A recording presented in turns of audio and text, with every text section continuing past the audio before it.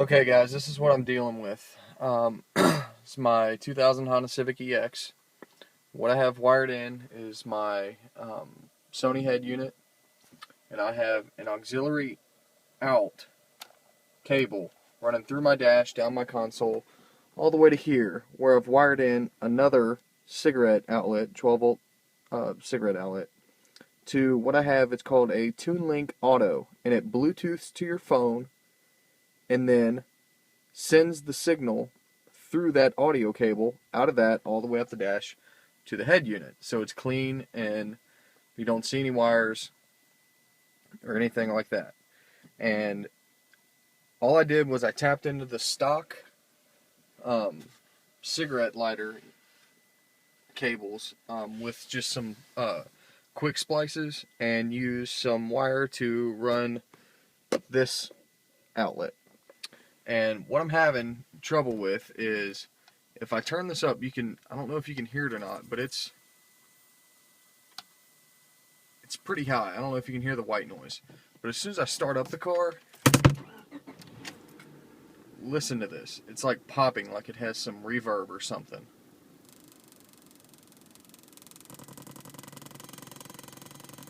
And it varies with the RPMs of the motor. So I'm thinking maybe it's a bad ground because the alternator, because it only does it when the when the motor is running. So maybe it's getting too high voltage to the actual Tunelink Auto, and it's giving a bad signal on the output.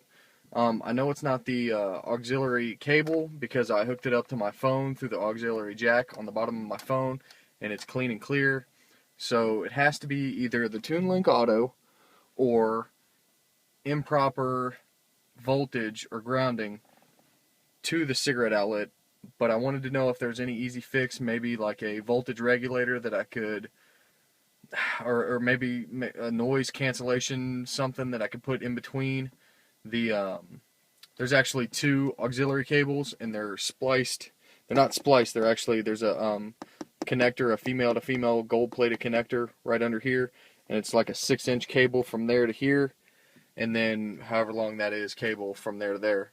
And everything's covered up, connected correctly, taped up. I was an electrical engineering student, so I know I did that correctly. I was just trying to figure out if there was another way without having to figure out if it's having a grounding issue, which I know I could just tap into the grounding line and, connect it to one of the mounting bolts down here just to see if it's getting a good ground or not, which is one thing I am going to do.